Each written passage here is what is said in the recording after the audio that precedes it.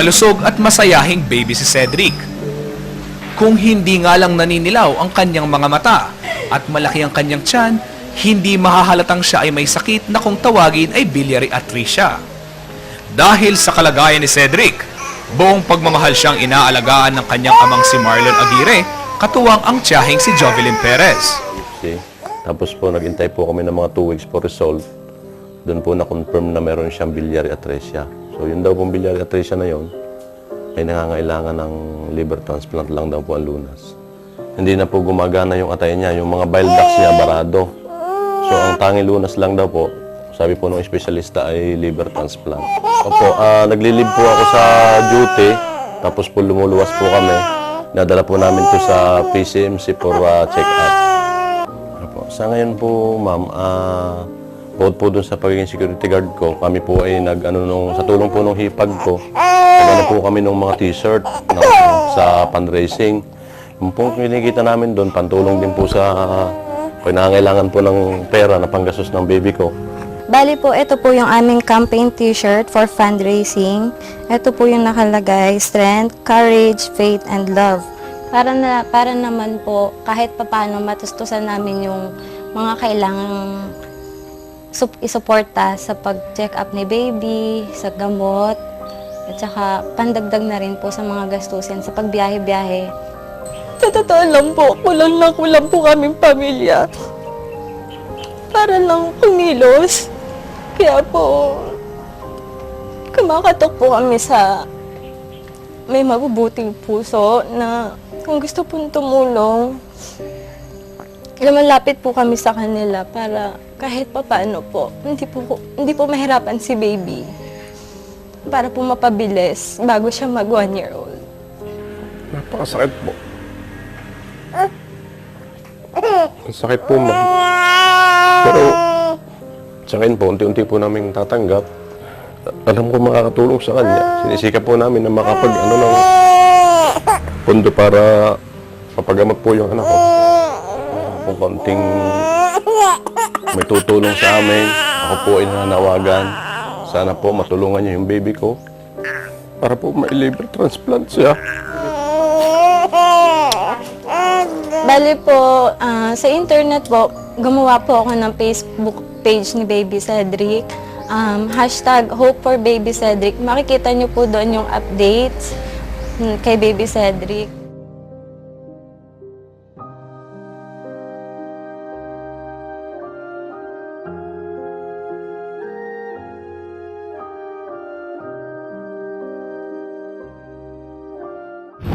At sa mga nanonood sa atin sa gabi ito, kasama nga natin ang isa namang baby, o kaya sanggol. Ang pangalan nito ay si Baby Cedric Aguirre. Ang tatay si Marlon. Sila po yung mga itatampok natin ngayong gabi sa mga patuloy na tinutulungan po ng ating programa. Marlon, ilang taon na si Baby Cedric? 10 months old po ngayon. 10 months old. Kailan nyo na-discover na mayroon siyang sakit na sa atay o yung tinatawag natin na biliary atresia? Mayroong sakit sa atay. Opo, nung malaman po namin ay 6 months old po siya dahil siya po ay nagka-pneumonia. Tapos po, noong na-confine siya sa ospital, inano rin po ng doktor na dalhin po namin sa pediagastro para malaman yung kondisyon po ng atay niya kasi napansin po nila na naninilaw siya at saka medyo lumalaki po yung tiyan. Pero napansin ko, Marlon, kumpara doon sa mga natulungan na ng Yung mga nauna nating pasyente. Nauna nating pasyente kasama Benny, siya hindi ganong madilaw. At siya ay gising na gising. Malakas oh. Malakas. Baby. Naglalaro. Kasi po sabi po daw ng pediagastro, siya po daw ay good candidate. Ibig sabihin, lumalaban po siya kahit po siya ay may sakit. Tapos po nire-response po ng kanyang katawan yung mga iniinom po niyang pangtulong na gamot po. Sa kasalukuyan ba at magkano na ba yung naiipon nyo? Alam nyo, doon po sa mga hindi pa nakakaalam na ating mga viewers, 4.5 million po ang minimum na kailangan ng bawat pasyente na pupunta roon sa Taiwan para ho ma-liver transplant. Ito po kung pakikinggan po natin, napakalaking halaga. Pero kaya po itong pag-ipunan, especially kung kaagapay po ang National Press Club at ang Ahon Pamilyang Lansangan Foundation na tumutulong po sa mga batang ito. Sa kasalukuyan po ba magkano na yung ating mga naipon para ho sa kanyang operasyon? naipon po namin sa bank account ni Baby ay 50,000 pesos po. Okay. Tapos po yung sa PCSO, meron po silang itutulong daw na 1 million po. Yun pa lamang po. Okay. So, yan po pa lang yung mga nakausap nila na nakahandang tumulong. Pero sa atin po, meron pa rin hong itutulong yung Ahon Pamilyang Lansangan Foundation through the help, of course, of our coordinator and director, Darwin Carlos, na 500,000 from Helping Hand din yan, no? Makakakuha tayo. Kung kaya't, kung papansinin nyo, although million po ang pinag-uusapan natin dito, sa piso-piso ho sa buong Pilipinas na nanonood po sa atin sa GNN. Sa tingin ko, mararating po natin yung tinatawag nating 4.5 million. Sa tiyaga rin po ng pamilya ni Marlon at ni Baby Cedric, nakita nyo po dito, meron pa silang t-shirt na binibenta ha. Sa halagang 300, makakatulong ka na, 300 piso. Nakalagay dito, strength, courage, faith, and love. Nandito po lahat. Ito po si Cedric. Yan po ang kanyang buhay. Nandiyan po sa 4 na words na yan. Kung kaya't doon ho sa mga may ginantong puso, nandito lang po naman ang Ahon Pamilyang Lansangan Foundation na handang tumulong sa kanila at sana po'y ganun din kayo. Magtulong-tulong po tayo para ho maitawid natin yung magandang kinabukasan ng batang ito. Alam niyo po, itong biliary atresia, kapag na-liver transplant po sila, sa kabila ng kanilang maintenance na gamot, makakapamuhay na po silang normal.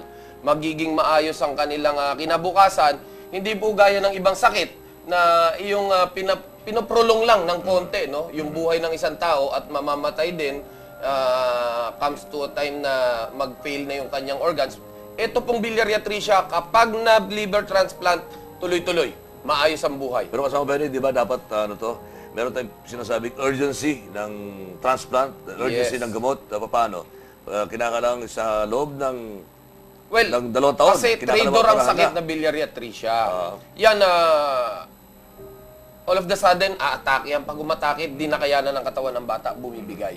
Kung kaya't very urgent po, sa kasalukuyan, nakikita nyo, napakalakas pa po ni Baby Cedric, very urgent po yung pangangailangan namin ng tulong, namamalimos po kami at lumuluhod ang spot service para ho tulungan natin ang batang ito. Alam nyo, isang buhay na naman ito na siguro sa halagang piso nyo, 10, 100 o 1,000, buhay po ang ililigtas nyo. Doon po sa mga gusto pong tumulong kay Cedric Aguirre, maaari pong ma-deposit ang inyong donations dito sa Ahon Pamilyang Lansangan Foundation Incorporated, East West Bank, account number 69-02-008428. Pwede nyo rin pong tawagan, diretso na po, yung pamilya niya, 0927-303-1641. Uulitin po natin, 0927-303-1641. Hanapin nyo lang po si Jobel Perez, ang tiyahin po ni Baby Cedric. Wag ho tayong susuko dahil nakita naman natin yung bata lumalaban po at hindi po siya handang sumuko. Well, thank you. Kasama Benny, mukhang tapos na ang ating oras. Sa gabi ito, sa ating palatuntunan, so it's about time na tayo magpasalamat. Sino-sino muna ng mga dapat nating pasalamatan? Well, of course, syempre, pasalamatan natin ang ating mga kaibigan na tumutulong dito sa atin sa hotspot. Ang Walker, yung Walker Bowlers Club. Ito, mga magagaling mag-bowling ito. Bigla akong kinabahan, akala ko anong walker yan eh. Hindi. Yung may-ari ng Walker Brief. Yun Yun ba din yun? yun. Oo. Siyempre, ang ating mga kaibigan at ating mga kapatid dyan sa Chiang Kai-shek College, Batch 84, sa pamumuno ng kanilang Pangulo na si Alan Ko. And siyempre, ang PG Plex, Nelson Guevara. Yan ang tumulong sa atin. Nagbigay na sangkatutak na at yung tinatawag na tolda na dinala natin doon sa Tacloban. Okay? Dito kasi sa PG Plex, wasak na ang bahay mo, buo pa rin ang linoleum nyo. Yan ang gawang PG Plex. Of course, pasalamatan natin ang Robas. Ang buhay ay lalaki at titigas. Yan ang Robas, di ba? Wala pa akong sample yan eh. Di ba? And siyempre, huwag natin kalimutan pasalamatan yung mga bossing natin dito sa GNN. Benedict Abaygar Jr. Yes, sir. Thank you. Yes, Lorlin Garcia Velarde. Thank you. Society, maraming salamat At ang po. bossing ng lahat. Yes, Mr. Philip Chen. Thank you you po. very much. Thank you. Thank you. So, paano yan? Ito na po well, tayo nagtatapos. salamat. At dyan po nagtatapos ang ating programa at sana po makasama pa namin kayo sa aming mga next episodes. Alas 6 hanggang alas 7 ng gabi ng linggo dito sa Global News Network. At walang sawang serbisyo ang ibibigay namin sa inyo. Kung kaya't lagi po natin tandaan sa Hotspot, Serbisyo ay wagas!